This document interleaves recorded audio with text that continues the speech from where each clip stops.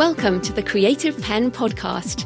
I'm Joanna Penn, thriller author and creative entrepreneur, bringing you interviews, inspiration and information on writing, publishing options and marketing ideas for your book.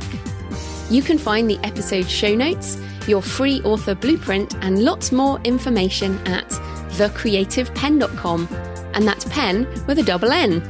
And here's the show.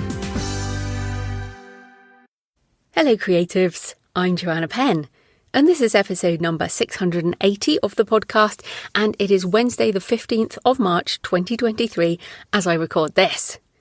In today's in-between-isode, I'm talking to Leanne Leeds on how she is using Sudowrite, powered by AI, to help her creative and writing process. So before we get into the interview, just a little introduction. So we recorded this interview a few weeks ago, and then yesterday, on Tuesday the 14th of March 2023, OpenAI released GPT-4. Now, if you've been listening to the show for a while, you'll understand these acronyms. But what does this mean? Well, essentially, many of these AI tools now, including Sudowrite, which we'll be talking about, are built on large language models.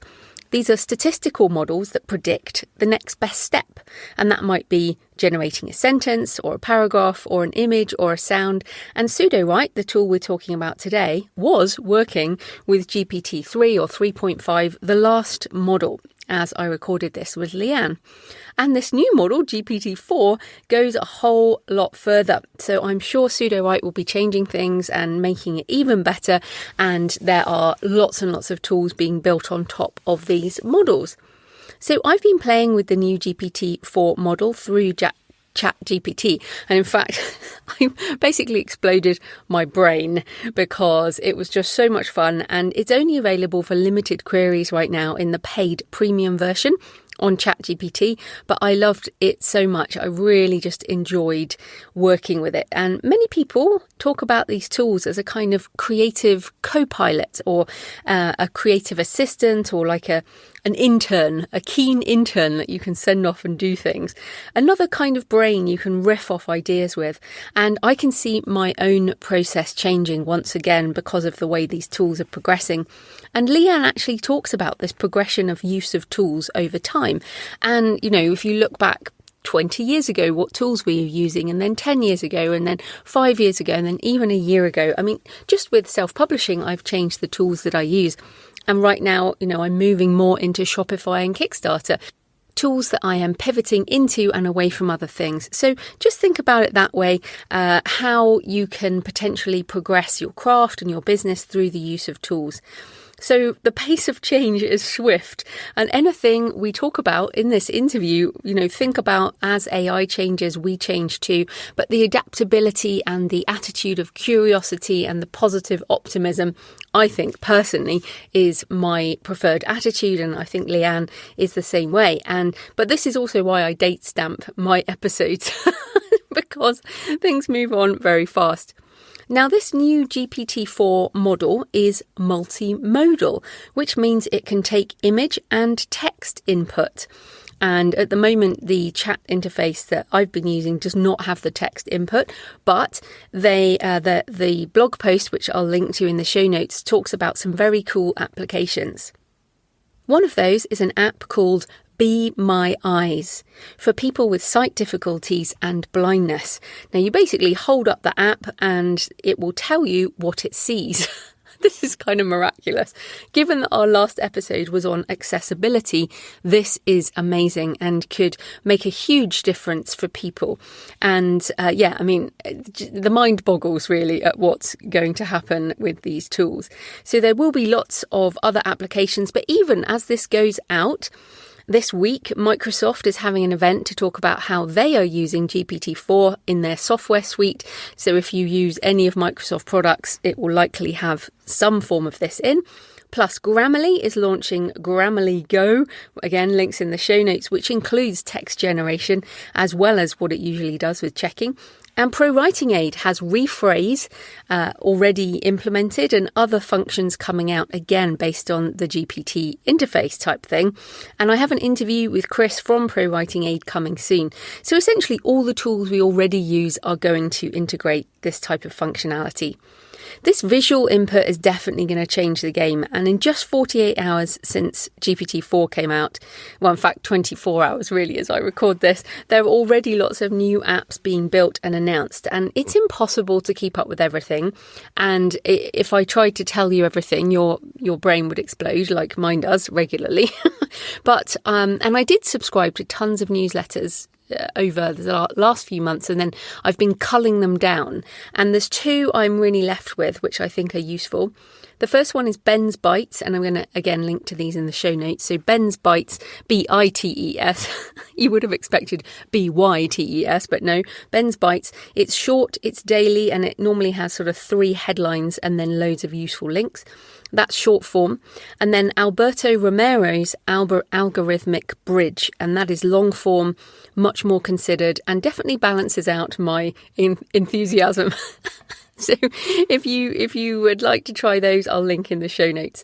And if you'd like to try Sudowrite, you can use my affiliate link, thecreativepenn.com/Sudowrite, Sudowrite, and or you can just go to Sudowrite.com.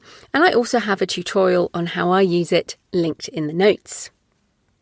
So today's show is brought to you by the friendly folks at Written Word Media. Written Word Media knows that marketing your book can be one of the most challenging parts of being an author. That's why they make marketing easy by providing quick, easy and effective ways to promote your books. And I'll just add a little note here. It doesn't matter even if you do generate a book with AI in 1 second, which, by the way, you can't do right now, I guess. But even if you did, it doesn't matter because you have to sell your books. You have to publish your books and sell your books. So it doesn't even matter if there are tons and tons and tons and tons more books in the world. We have to market our books. And so this is why Written Word Media, I think, is a brilliant partner for this episode. So Written Word is best known for their email promotion sites, Free Booksy, Bargain Booksy and Red Feather Romance. They have 5 promotion sites in total that send daily newsletters to a combined audience of over 1 million readers. They even have a site to promote your audiobooks called Audio Thicket. And in fact, as this goes out, I have a promotion on Audio Thicket for Risen Gods, my dark fantasy novel co-written with Jay Thorne based on New Zealand and New Zealand myths. Now, that book is in the Audible royalty share contract, and that's why I really like Written Word Media. They have all these different kinds of paid promotions that I can use to boost my backlist titles at regular intervals. Now, when you purchase a promotion with Written Word Media, your book is sent to thousands of readers who love and read your books in specific genres. As the email hits inboxes, you'll see a flurry of sales or downloads of your title. Email promotions are based on how many readers are in the genre and range from $25 to $500.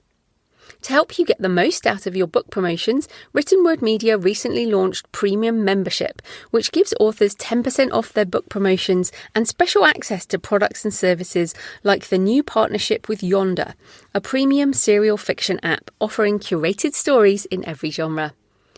Visit writtenwordmedia.com/membership to take advantage of this discount, or send them an email at info@writtenwordmedia.com to ask for recommendations on which promotion would best meet your author goals. So yes, writtenwordmedia.com, they also have a fantastic, useful blog, so check that out. This type of corporate sponsorship pays for the hosting, transcription and editing, but my time in creating the show, and especially these futurist in-between-episodes, which have now turned into present-day in-between-episodes, are supported by my patrons, who are just fantastic. So thank you if you support the show on Patreon. And if you would like to support the show, you'll get the extra monthly Q&A, which I will probably be doing next week. And you can support the show with just a few dollars, euros, pounds, most currencies, and you'll get the extra monthly Q&A audio and percentages off my courses and books. You can support the show at patreon.com, patreon.com/thecreativepen. Right, let's get into the interview. Leanne Leeds is the author of 27 novels across contemporary paranormal, fantasy, and midlife cozy mystery. She also uses AI tools as part of her creative process, which is what we're talking about today. So welcome, Leanne. Hi, thank you for having me. Oh, no, I'm excited to talk to you. But first up, tell us a bit more about you and how you got into writing and publishing. So being a novel writer was something I always wanted to do. I think I stapled a story together when I was 4. It was what I thought my life was going to be. When I went to college, I went to major in English with an option in writing. Unless you're going to be a teacher when you come out of college, there's very few ways to make money. So I found myself in IT, started a web hosting company, sold it. Then that company sold to another hosting company until I was working for this corporate behemoth, largest in the world, in which case I became a director of a department, was told to fire everybody, and then got laid off myself. So that's a real journey. Right. In 2016, I kind of had this, I'm 45, I'm middle-aged. What do I do with my life now? I don't know where to go. And indie publishing came up on my radar, and I gave it a shot and was kind of okay at it. So that's how I wound up here. It's definitely my second act in life career. Oh, that's great. So you found it in 2016 when you were laid off, basically. Yes. Right. I think that's important because we're going to start talking about AI. Let's get into Sudowrite. You've been using Sudowrite since June 2021. So you had like 5 years of I was talking to someone else, like, what do we call this? Do we call this manual writing or human only writing, but the time before AI? I don't know. How do you refer to it? I refer to it all as writing. I don't feel like things changed a huge amount. So it's funny. I know that people definitely see it as different, and I can understand why. But for me, it just feels like one long process that things just kind of naturally change, and you discover, I went from Grammarly, and then I used ProWritingAid, and then I used Sudowrite. So just pre and post AI, I guess. Yeah, no, I think that's interesting. In fact, listening, Grammarly and ProWritingAid are also AI powered, and many people use that. So just for anyone who doesn't know, what is Sudowrite and why did you decide to experiment with it? So Sudowrite is a piece of software built on GPT-3 or GPT-3.5, some of it, which is a generative language writing. I don't even know, honestly. A large language model. There we go. See, you're much more well-versed in the technical stuff. It just works. I put some writing in and it gives me more writing. And that's how it works for me. But essentially, it's geared towards fiction writing and assisting fiction writers. If you get stuck, if you need a description, if you need 20 descriptions to kind of get your brain going, if you need to rewrite something and you want to see different ways, it will help you do that. And so why did you decide to get into it? Because obviously you were writing books. Did you think this could just make things better? I think because I was a corporate director and dealt with a lot of spreadsheets and a lot of data, I'm kind of I naturally gear towards seeing a lot of data to break free and move forward and make decisions. So I had a program that would search through EPUBs. And I could search for a phrase, he looked, and just kind of flip through all the authors' books that I had to see how they said things in different ways if I got stuck. And you kind of quickly learn in doing that people say a lot of the things the same way. People phrase things simply. You don't always have to get really long, but it will sometimes just help me move. This seemed like a very natural progression to that I wouldn't have to flip through 20 things. It would give me 5 that were naturally different. And so I kind of petitioned them to get in on the beta when they were first starting to show it off. And then it's funny because I feel like I also got in similar time as you, but literally still the main thing I use it for is I highlight a word that are words like underwater temple and I hit describe and then I use the description stuff. It pops up for people listening. It pops up with all the sensory details and some metaphorical things. So that's literally how I use it. But can you explain how does your creative writing process work now? So it's changed. When I first got it, I kind of pushed it to see how far can I use it? How far can I go? And I know I was very public on Twitter with the first chapter or two, maybe 3 of my 3rd book in my 3rd series is basically generated by Sudowrite's thing. There's a button called write, and you can get it to write for you. I liked what it wrote, but I didn't like how I felt. And so I kind of backed up. And I don't use it that way anymore. And actually, in the past 2 years, I've gravitated away from using it to write anything. I write, but I write differently. When I'm writing, I will not worry about fancy descriptors, fancy expressions. I will pretty much stick to kind of, quote, boring writing. He looked at her, she looked at him, he blinked, she kissed him. And then later during the editing, I will come back and expand those scenes out with Sudowrite or use description to weave different descriptors and expressions in to color the scene from, I guess, the scaffolding of the scene that I kind of put into place at first. So going back to the very beginning, so do you use any other tools around ideas? Like, are you using ChatGPT or Sudowrite's got lots of things in, like character stuff and plot stuff. So do you use anything around the ideation? I don't use any of that. All of my characters are out of my head. I do use ChatGPT to give me specific suspects in the mystery. I'll always know, all of my books are cozy mystery, and I'll always know who I want to kill, generally who did it, and how I'm going to weave it in with the standard cast, why they stumbled across it. But I will use ChatGPT to generate red herrings or generate different suspects to throw into the mix to kind of confuse everything until it all gets worked out. But as far as actual characters in the book, the actual core characters, I've never used, and I don't know why, it just never occurred to me. I never needed to. So I haven't. Yeah, I think it's interesting. So you said there's a button called write, which, I've used Sudowrite. I know about that. And you pressed it, but you didn't like how it made you feel. So I think this is really interesting because you and I know it's not 100% AI or 100% human. That's not what we're doing. It's not like you are now 100% AI, but where is the line? And this is the interesting question, isn't it? So how far are other people going with what you've seen on Sudowrite? Because you do a lot of blog posts now for them, don't you? I have. I think with AI, even in general, and writing, there's a gamut of people using it a tiny bit and using it way more than I would be comfortable with using.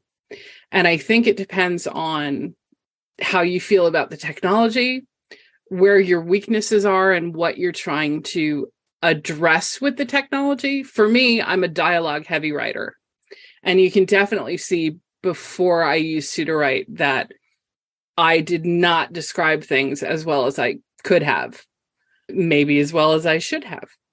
So I'm using the AI to address a weakness in my own writing so that my readers have a better experience reading the book. And I'm trying to address problems that I didn't and couldn't evolve fast enough to fix, I guess. Yeah, it's interesting. You talk about weaknesses. For me, definitely around sensory description, have weaknesses around smell and sound. And so I particularly find those are really, really useful. I'm really good at sense of place in terms of sight. I can see everything. I'm one of those writers who sees everything in their head, and I'm terrible at dialogue. But smell and sound, I definitely fall down on. And the metaphor stuff I find amazing too. So I think exactly what you're saying. And another thing I've noticed is I think I'm becoming a better writer because it's almost like having a personal tutor around those things. Yes. It's interesting to me that when I start a book, I'm using things quite a bit as in a new location, dealing with new buildings, new characters that have come on the scene. And I can look at each of the chapters and notice that I use Sudowrite less and less as I go towards the end of the book because I get familiar with what I have and I don't need it as much. as I get further into the book and I'm more familiar and I see what it does, and it helps me remember to do it instinctively. Yeah, I mean, a bit like ProWriting Aid we mentioned around editing. Every time I use it, I learn something about generally commas. I have to keep learning about commas because they're so bad. But I think I read one of your posts where you're actually writing within Sudowrite, because what I do is I write in Scrivener and then I like copy and paste things into Sudowrite. So is that what you're doing now, actually writing within the tool? No, I actually do not write. I write within Scrivener as well. And I'm cutting and pasting. I actually have 2 monitors up. And so my center monitor has Scrivener and all my writing. And then the monitor to the left has basically my AI tabs, where I have ChatGPT and I have Sudowrite up and pinned in case I need it during a writing session. I love that. In case I need it. I am also the same now. I have ChatGPT open during the day, and I also have Midjourney open during the day. So I wondered for images, if people don't know. So are there any other tools that you use? I use Quillbot. Quillbot kind of cleans up a sentence. They have a mode to paraphrase sentences for fluency. And if I come across a sentence that has gotten like massively convoluted, sometimes I will drop it in there and just have it clean it up and pull it back. No, that's interesting. I mean, you can do that on ChatGPT as well, right? You can say, please make this sentence make sense or something. So the challenge that I have with ChatGPT is the consistency of the output. And I think that's why I love Sudowrite so much, because they tune it for me. And while I have some ability to customize, like especially in rewrite, I love rewrite so much. And especially rewrite customize, I almost don't use anything that they provide as a default. What Quillbot does is it fixes the sentence the same way. And I definitely don't want somebody reading my book and to suddenly have a sentence popped out that doesn't sound like me. And Sudowrite makes it sound like me just by the way it functions. ChatGPT doesn't really. Like, I can get a good bland sentence, but it doesn't have that kind of fictional creative writing flair to me, to my eye. Other people may do fine with it. I personally don't like it.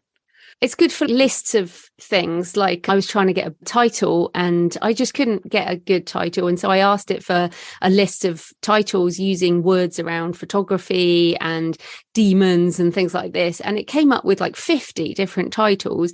And that just helped me with things. So I find like it's really good for lists, or it's really good for fictional research. Right. But I agree with you. I'm also like you. I don't just copy and paste finished paragraphs into my books. Right. The thing with Quillbot is that it's going to clean up the sentence, but it doesn't, like, I dial the creativity down all the way and just have it clean up what I've already written. So that's why I like it. Some of the AI stuff that's more open-ended and more customized sometimes can get a little creative with its changing meaning or throwing things in, and I like it to be clean and to stay true to the way that I wrote it. Absolutely. Now, you mentioned how much you love rewrite. So just explain what that function is. So rewrite is an aspect of Sudowrite, and you can have it rephrase anything that you've written.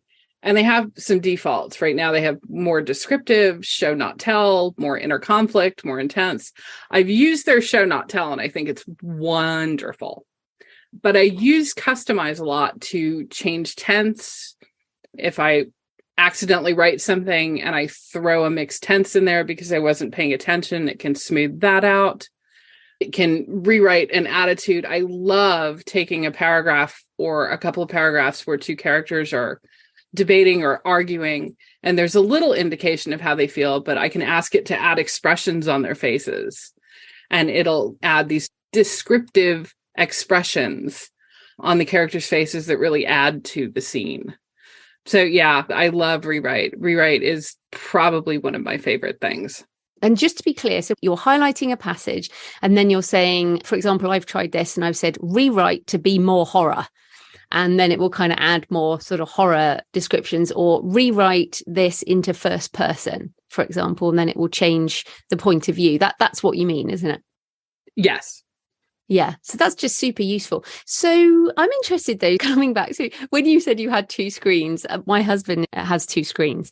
And even though I worked in IT, I always find that people with two screens are technical. Now, you said you're not technical, but you pretty much are. So I wonder if what you think about if people literally have no technical ability, can they still use Sudowrite? Yes, it's definitely a new skill set. Prompting is a new skill set. This is a new thing that we're all doing. We're learning how to talk to computers and ask them nicely to do something that we already know in our head we want. And that's challenging, especially for a society that's used to click a button, do a thing. Sudowrite is set up very, very well to put some text in there, click a button, do a thing. It has a capability of doing so much more than that. You can twist it and try new things. And because it's a neural net, what it says it can do is not the limitation of the only thing it can do. So I think you absolutely can get started. And I think when you're comfortable, you have to start growing into beyond the buttons, I guess, especially with things like Sudowrite, that the buttons are great and the buttons will help you. And you can instantly jump in and you can start getting help. But beyond the buttons, I think, is really where the brilliance starts to come in. I like that, beyond the buttons. And yeah, I totally agree. This is a skill set. And I feel like, well, we've been doing this, let's say we've been doing this for 18 months.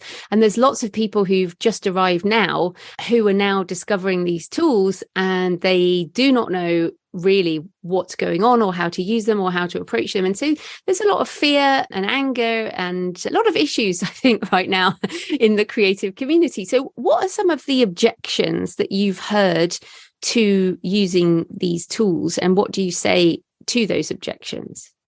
So I think the number one objection that I've heard is surrounding the plagiarism issue, both with what went into what OpenAI did and what they searched for to build out and train the model, and both the words coming out. How do you know that you're not inadvertently plagiarizing? I'm pretty comfortable with the latter, that it's a 1 in a million chance that you would word for word plagiarize somebody just because of the way a predictive model works. It's really not functionally possible because it's not a database. It's predicting based on mathematical calculations what the next word will be. So I do run all my writing through a plagiarism checker just to make sure. Me too. Yeah, me too. But I've never had it pop up. And anything that has popped up is potentially plagiarized, is usually stuff I've written that's a very common turn of phrase.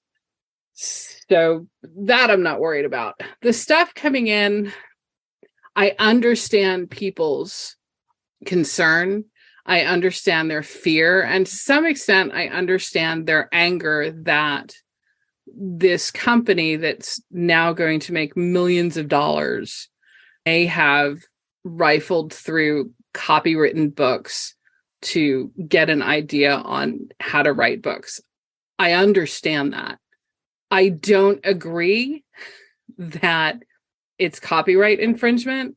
I've read the Google Authors Guild court case where they search through books and then use the database to do something.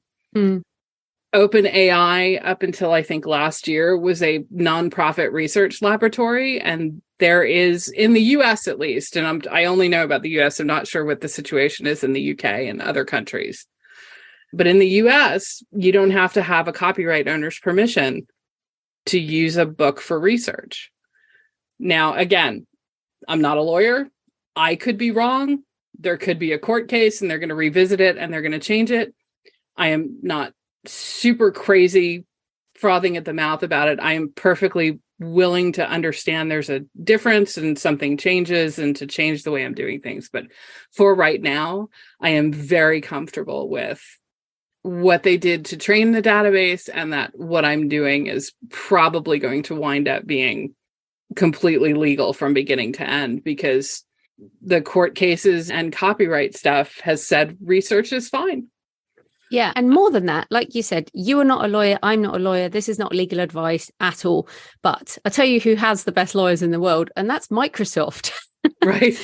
And Microsoft, if people don't know, Microsoft has a massive investment in OpenAI, and they are rolling out all of OpenAI's tools into Microsoft. So if you use Teams at work, if you use Microsoft Word to write your books, if you use PowerPoint, if you use all of these tools, including Bing and search engine and all these things. So Microsoft, I can only imagine the legal team from Microsoft, what they did in order to do the investment in OpenAI. So yeah, I'm with you. I feel like the legal team there has sorted it out. Now there are other cases, obviously, where they're going up against, I'm thinking of Getty, particularly for images. But again, with that one, Getty's building their own AI out of their own copyright images. So, and none of these legal cases will shut down the technology, right? That's basically it. If one and none of them are they go out of their way to say they're not trying to stop the technology. The technology is here, and it's none of these court cases are trying to make it go away. Yeah, exactly. Okay, so you mentioned one of the issues people have is the plagiarism, the what went in and what comes out. So we've dealt with that. Are there any other objections that you hear from authors about this? I have heard it's cheating. Yeah, cheating is the one. Yeah, you're cheating. That I'm cheating because I'm using something to help me get words for my books. And I even had, when I shared it with my readership on my mailing list, I did have a woman that's read me since book one that wrote me back and said, well, if you use it a little bit, just the way you said, that's fine. But if you use it any more than that, you're cheating. I'm not sure where this concept comes from that we authors have to, there's only one way to do it. It has to be done one way, and it has to be done in the hardest, least supportive environment. Do we have to turn the heat up, and do we have to suffer? Do we really have to bleed on our keyboards?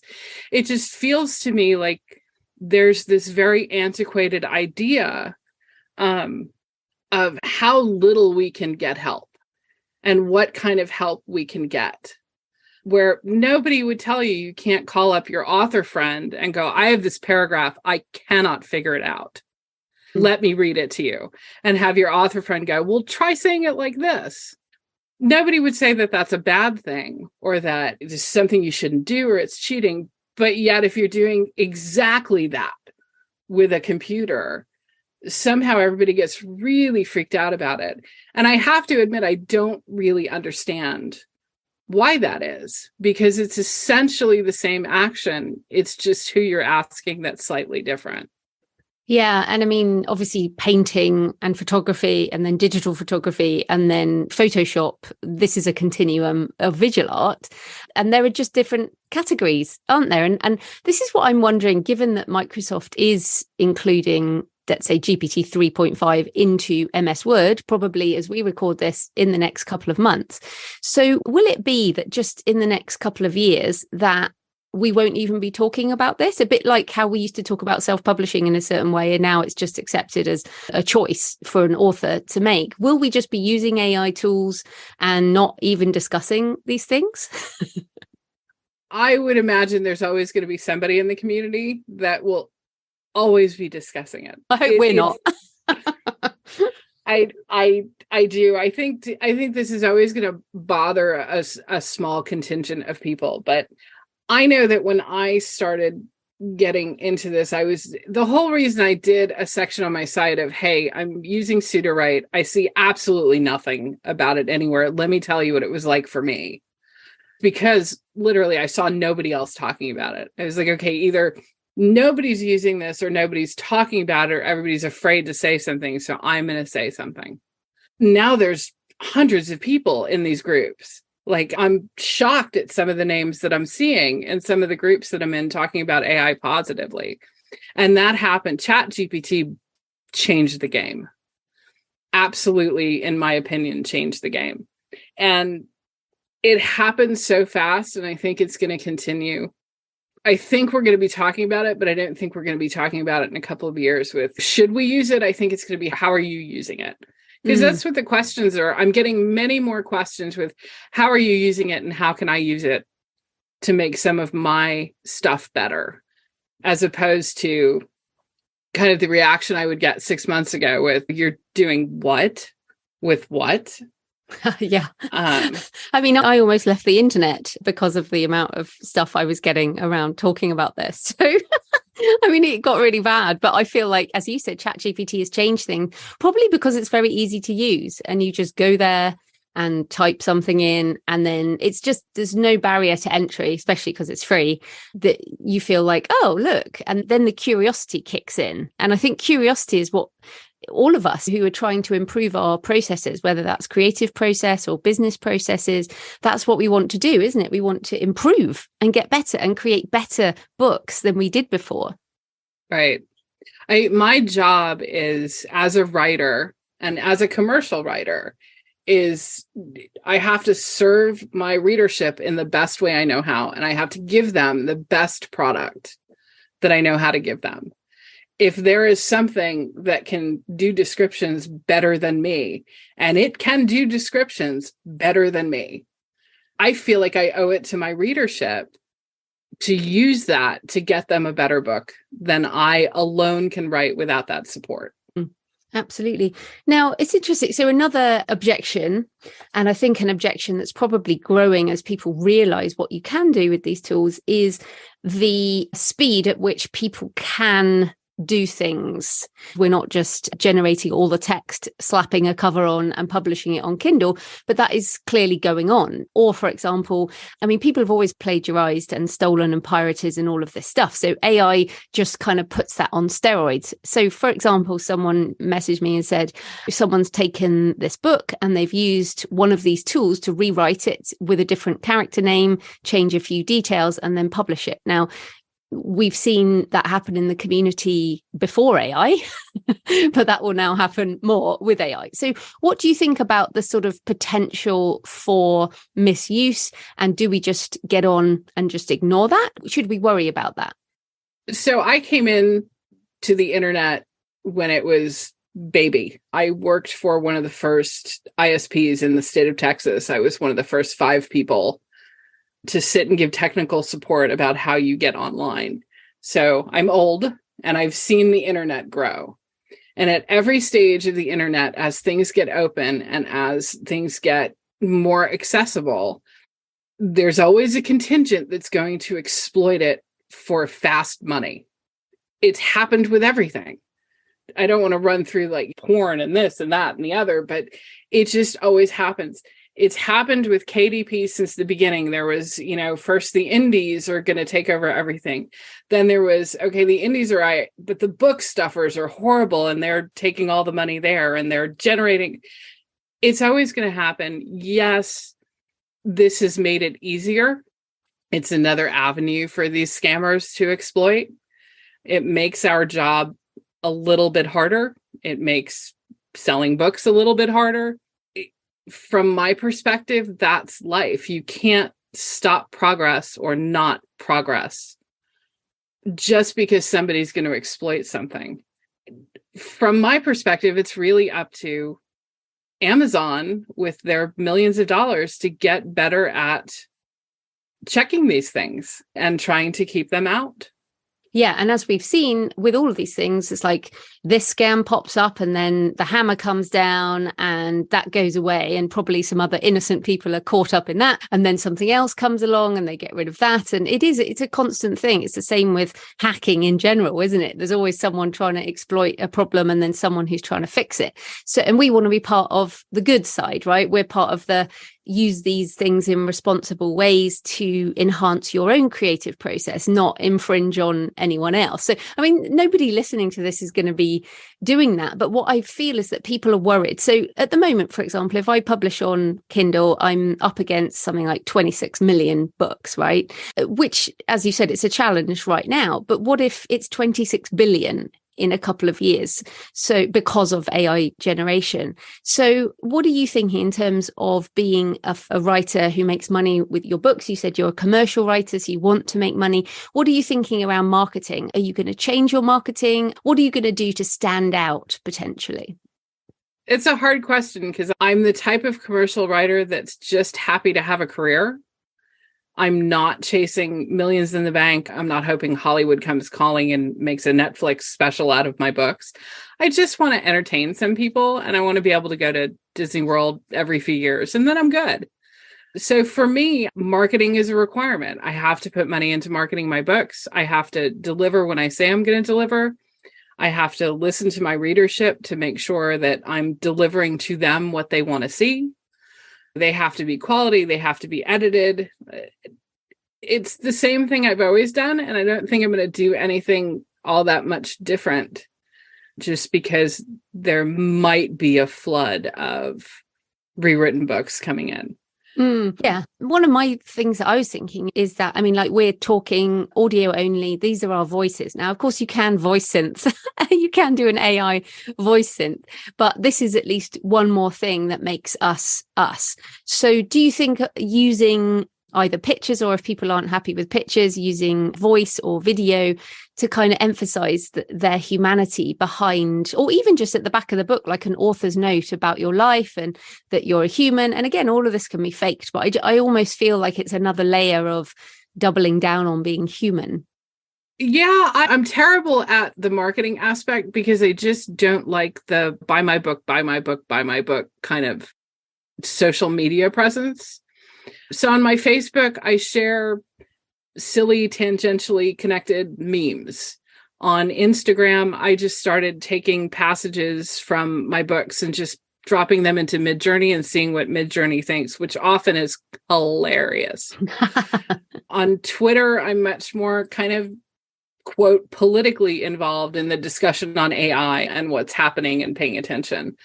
And then my mailing list goes out every Thursday. And so my folks know about restaurants that I've gone to, or, you know, what inspired this scene in this book. And next week, we're starting to release Midjourney interpreted character images. So I think people can differentiate themselves by being real, because the one thing that ChatGPT does phenomenally is marketing copy. So your marketing copy is going to have to be on point to compete with everybody else that's getting their marketing copy from ChatGPT. It's incredible at it. That is so right. And in fact, I said to someone the other day, they were like, I would never use AI for my writing. I'm like, well, don't then, but use it for your sales description and your ad copy. Like, do you really want to write that? And then people are like, well, I might use it for that, but I'd never use it for fiction. There's like a sliding scale. Yeah, I was talking to a friend that just absolutely swore that she would never use AI for anything. And then ChatGPT came out, and then she found out that people were using it to make free blurbs. And it seems to be like blurbs are like the universe. We're all writers, and we can write a 1,000-word novel, but try and come up with 200 elevator pitch points in a blurb, and all of us blank. Like, everybody I know hates it. She found out she could get it free and could hit a button, and it was so much better than what she came up with. She was like, she was done. She was sold. Yeah, I think it's like the entry drug, basically. It's ChatGPT for marketing copy. But we're almost out of time. So I wondered, like, it feels like the beginning of something. So you said you were around the beginning of the internet. I feel like this is like 2007, a bit like the beginning of the iPhone, when we were like, why would I need that? Or a few people are starting to use it, but we didn't really have a full mobile economy for, I don't know, even like a decade maybe. So this feels like the beginning years of this really taking off. So what are you excited about coming? What's on your wish list for what comes next in AI? I don't even know that I have one. I actually think this is probably going to, in retrospect, be as kind of earth-shattering as the printing press invention.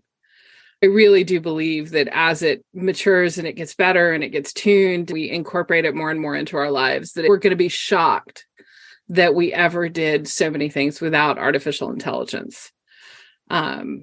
It's a very, very exciting time to be alive in general, but definitely to be a writer, that you can do so many things. And I wish that people wouldn't have such a knee-jerk reaction to it, because I really do believe that AI is going to help, especially with voices that haven't been heard, like disabled folks that maybe can't sit and grind out a chapter, that it's going to be easier for them to write and get their point across. I know my child has slight brain damage from an open heart surgery, and she's using Sudowrite to try and write a story, which is something she's wanted to do for years and just couldn't sit to do. I think we're going to be amazed at where it takes us. I do think there's some ethical things still to be discussed, but I think in the end, in general, people are good and we'll work it out, and it's going to be amazing. Brilliant. I feel the same way. So where can people find you and your books and everything you do online? So I am an Amazon exclusive writer, like a lot of other paranormal cozy writers. So you can find my books on Amazon, and you can find everything about me at leanneleeds.com. Brilliant. Thanks so much for your time, Leanne. That was great. Thank you for having me. So I hope you found the interview with Leanne interesting and that it gave you some ideas if you want to try Sudowrite or any of the other AI writing apps. Or at least it might give you some insight into why it's so fun to co-create with these tools. And as I mentioned in the intro, GPT-4 is out now, so Leanne's process may change and mine will likely change as well. And it's only the early days of these tools. So I have an interview coming soon with a lawyer to discuss the various court cases going on around generative AI, but it certainly seems like things are speeding up rather than slowing down. So if you haven't given the tools a try yet, maybe now is the time. If you want to try Sudowrite, you can use my affiliate link if you like, thecreativepenn.com/Sudowrite, Sudowrite, or just go to sudowrite.com. Back to the usual show on Monday when I'm talking to Joseph Nassis, who writes across traditional and indie in multiple genres. He has multiple streams of income and focuses on both craft and business, as well as how new technologies could impact his business as an author and how he is embracing them. So I got on really well with Joe and we had a lovely conversation. So that's coming up next Monday. In the meantime, happy writing, and I'll see you next time. Thanks for listening today. I hope you found it helpful. You might also like the backlist episodes and show notes, available at thecreativepenn.com/podcast. You can also get your free author blueprint at thecreativepenn.com/blueprint. If you'd like to connect, you can tweet me at The Creative Penn or find me on Facebook at The Creative Penn. See you next time.